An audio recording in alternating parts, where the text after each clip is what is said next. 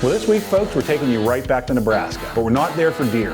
As you know, Nebraska's become one of our favorite states to hunt, and that's partially because there are just so many things there to hunt. From whitetails to mule deer, to turkeys to elk, heck, you can even hunt jackrabbits if you want. But this week, we're after pronghorn antelope with Mel Oldacre at Oldacre Outfitters. Mel is an old friend of ours that we've hunted with a ton in the past, and going back to hunt with him is a no-brainer for us. So buckle up, everyone, because we've got another awesome week in the great state of Nebraska ahead of us.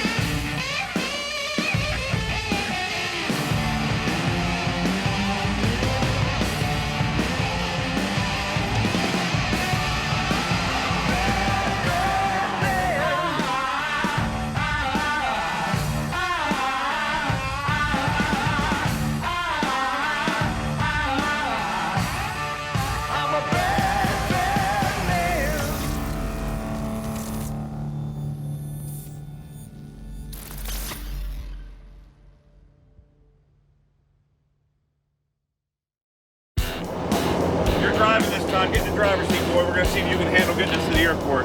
Oh, I'll get you there. It's 4:59. I'm not late. So while you primarily know us as whitetail and turkey hunters, you know that we also love chasing all kinds of other critters, and these pronghorns are no exception. Way back in season 1, you guys got to see me kill my first antelope ever out in Montana, and since then I've gotten a chance to kill 2 more. One in Utah and the other one with Mel at Oldacre Outfitters right here in Nebraska. Going back to hunt with Mel is something that we're really excited about, because if there's one thing that Mel can do, it's put us on animals. Not to mention the amazing home-cooked meals in the company of just such great people. Cool. Nice catch. Those are some of my favorite. I told you guys about these. He likes his bread. Yeah, I might miss a deer or so, but the bread, no. I thought you looked a little skinny when you came, so I said, Mom, we better feed him. Yeah, you're lying We better again. feed him up a little bit. He ain't ready for winter. After we got all settled into camp and packed on a few extra pounds from dinner, we went straight to bed to get a good night of sleep because we're definitely going to need it after these long sits ahead of us this week. Well, after a fun travel day yesterday, we're finally set up in the blind for the first morning here, and it is cold this morning. It's going to get from, I think, about 50 right now to 100 degrees today, and 50 is not cold, but we underdressed completely because we anticipated on being pretty warm in the morning. But we're running over a water hole here. He has a tank filled with water, and he said these antelope are just coming from everywhere. I've never actually shot an antelope, so this is going to be an exciting trip for me. We were sitting in the basement last night looking at some of Mel's mounts that he has there. Showing us what to look out for and what a good one looks like, what a half-decent one looks like. But the only thing I heard was to be legal, it has to be above the ears, so we're not going to be too picky. Obviously we want to shoot a nice one, but they all kind of look the same to me. I'm just excited to be out here and hopefully fling an arrow at one.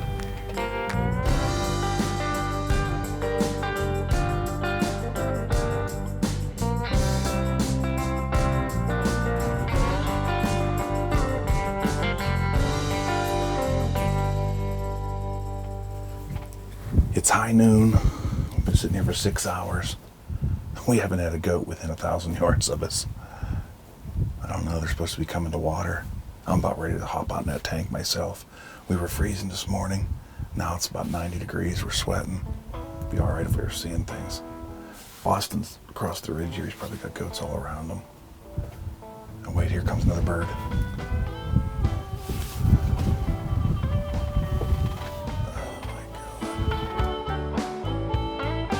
Well, that first day, man, it was a hot one, but we still had a great time. We had a really slow start in the morning, but towards the evening we started to see some of these antelope. I'm better off being all alone. Move over. And while I wasn't seeing any shooters, Austin had one coming in right towards the end of shooting light. You're too late. Oh, move over. Well, Mel told us how skittish these things are, and man, was he right. For some reason, this goat just decided that he wasn't going to come in for a drink that night. Now, I get it. We've all been there. Sometimes you just had a little too much the night before. But with plenty of time left this week, we know we'll find some that want to come in and party.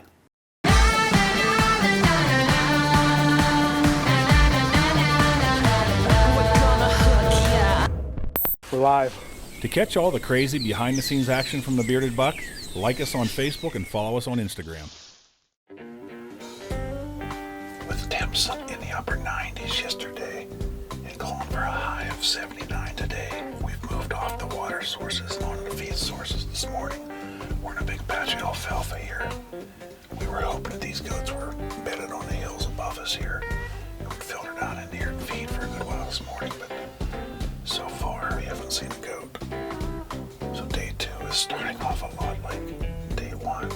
So with day 2 starting out about the same as day 1 did, I got my binos out and got ready for another exciting day of bird watching. And just when I think I'm about to get in another 14 hours of it, we spotted a group of antelope coming in right behind us, and they're moving like they're on a mission. A mission to eat all of the alfalfa in the field, that is. Well, the plan's kind of working here. We have these 9 does that popped out on the backside of this alfalfa. And the shooter buck is out there with them, and he's keeping them all herded up. And if one tries to sneak off, he's bringing it back. They're at about 115 yards, and we need them to really close the distance here. But hopefully they're content to feed out here for a while until they get in range.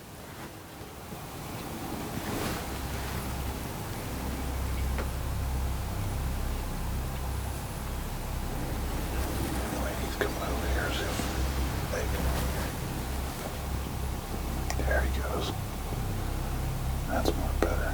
That should be all of them there. Just need him to come out. Come out here. I'm hoping he'll come around them and make a circle right in front of us here. Oh, here he goes. He's gonna bring him back around, I think. Yeah, he's bringing him around. Here he comes.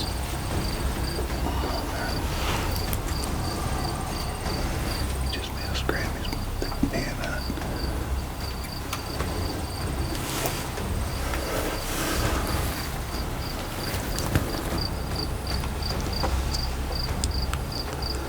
God, he needs about 5 steps.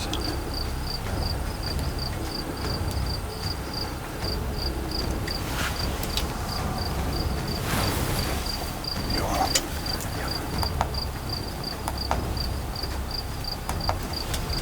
It's 30 feet.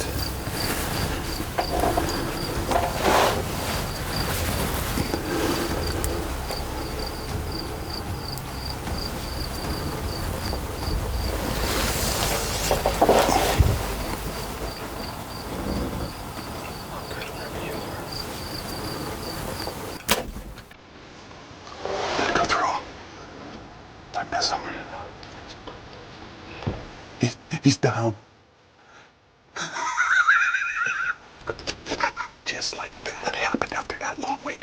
15 hours yesterday. I don't know what. We got in here at 5:30 today. It's 2:45 already. And we have a goat down. Just like that. I can't believe it happened that fast. He's down.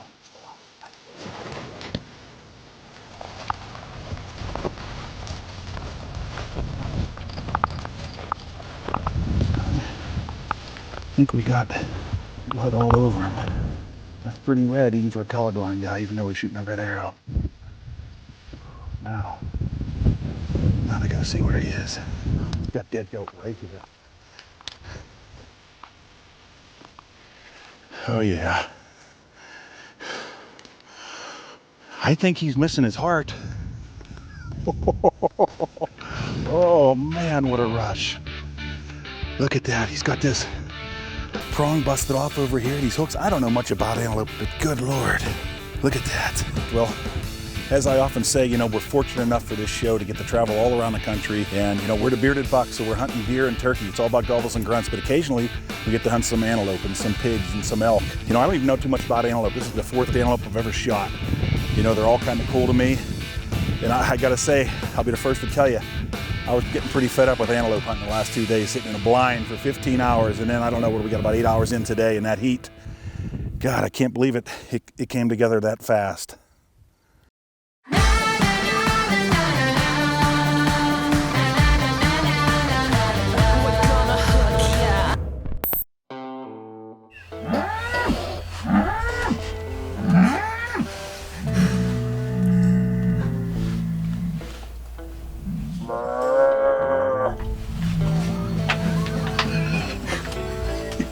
So while Dad was finally able to get a goat in range, the only thing I seem to be able to get close to are a couple of cows.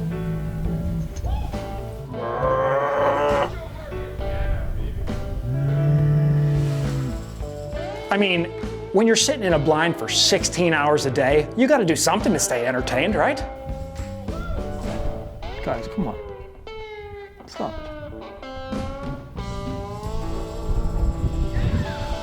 So while we were busy messing with these cows, getting them all worked up, a group of antelope came out of nowhere and they were working their way right to the water hole. Oh yeah, a bunch of does. A pretty good one, yeah, pretty good buck.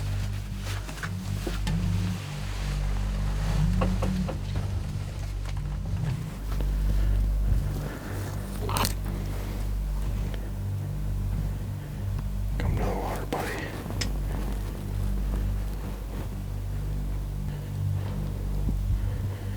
Which side is he going to? They're gonna go to the right over here. What are they gonna do? They're gonna come into the water.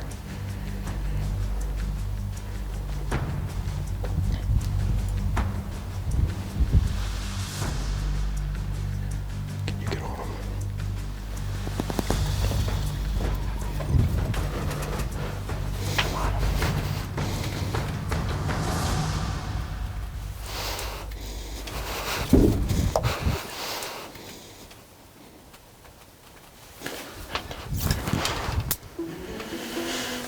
Just didn't work.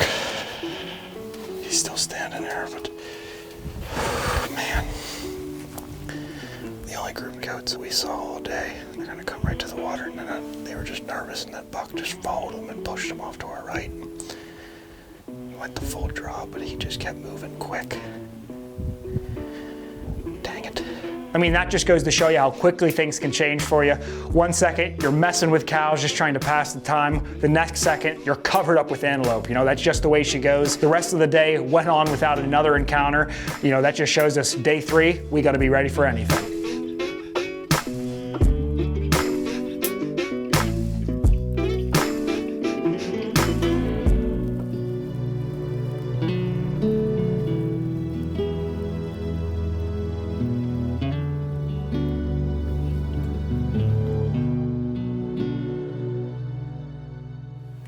We've been sitting here all day and just saw one goat earlier this morning, and it's just been just a hot, miserable day. I happened to open the back window and spotted a little group of goats out back behind us, sort of just feeding around. And there's a little ledge right here in front of us. They worked their way the whole way up to us. They're on the other side of that ledge right now. I don't know if they're bedded there, just feeding, but I'll sit here and wait them out, I guess. 100 yards right now. He's gonna come to us, buddy. I think he's gonna walk right to this water. Oh, he's walking to the left. I think he's just checking those does out down there. I don't know what he's gonna do. All right, well, coming. He's coming back. He's walking right directly towards us right now.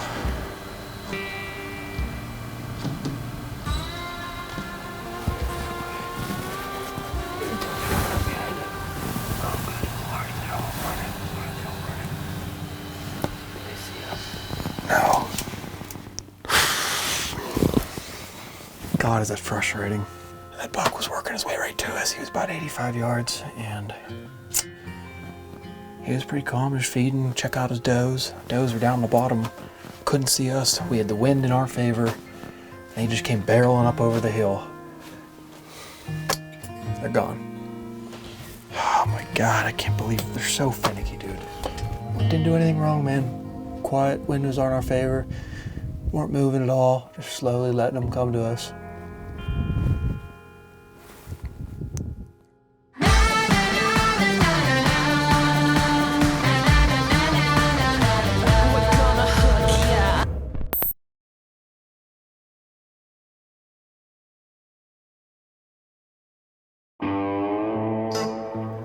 Well, we've given up on the blind situations today, our last day here in Nebraska. We're gonna try to spot and stalk these things. It's gonna be difficult, they're so jittery, but got the decoy on the front of the bow, and we got an antelope spotted, so I guess we're gonna see what happens here. Got a good while today left, so we mess him up, we'll find more and keep on trying. Where is he at? Oh, I see him. It's gonna be interesting. It's gonna be very interesting. Let's roll, Mike. Give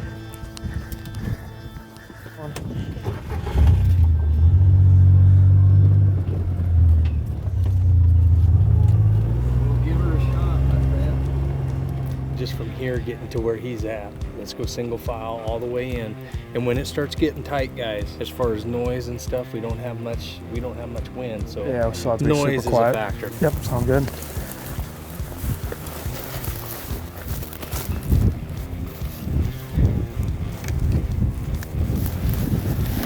Okay. Sneak up that glass real quick.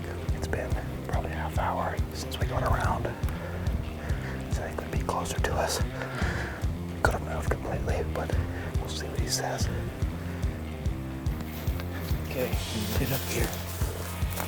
When we get up here, we're gonna have to crawl over. He's up on top of that the dam ridge. Yeah. He's probably just seeing if there's any bucks coming. Probably just kind of overlooking. I bet the does are about where they were. Okay. Left up top. All right. So we'll get down in these bushes, feel a little bit more, concealed, and then single file.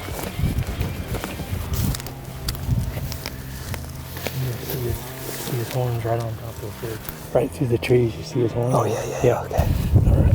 Let's kill him, boys.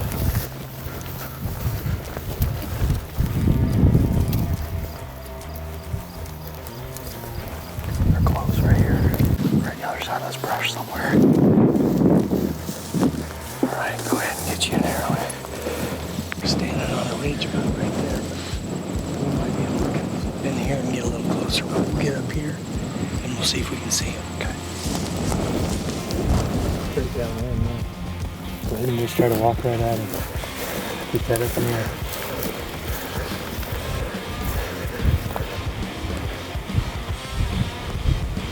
Oh.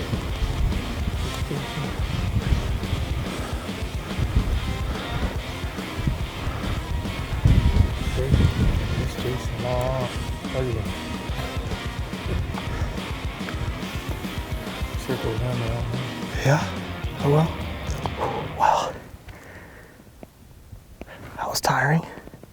Honestly, at this point, I'm not sure what's worse, sitting 14 hours in a blind waiting for that one opportunity and to have it just fall apart, or to put on a 2-hour, 4-mile stalk and have the same results. You know, I came into this hunt thinking, oh, it's just a goat, this should be no problem, but, you know, just like any other hunt, there's no such thing as a sure thing. We're wearing down to the last couple hours here in Nebraska. But one last stalk. We spotted a group of goats pretty far off in a distance here. And I'll use the term, it's going to be a doozy of a walk. And it is how he explained it to us. We probably got a 1,000-yard walk to these big mountains here up over, and then they're on the other side of them. It's going to be a tough stalk, but one last hurrah. Let's get it.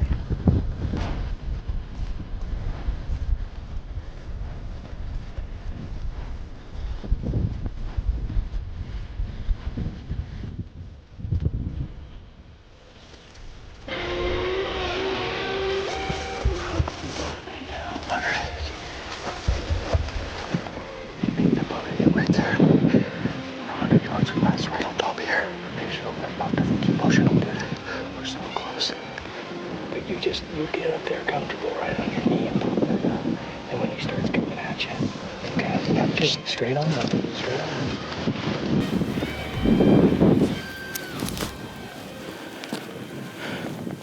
Look at that decoy.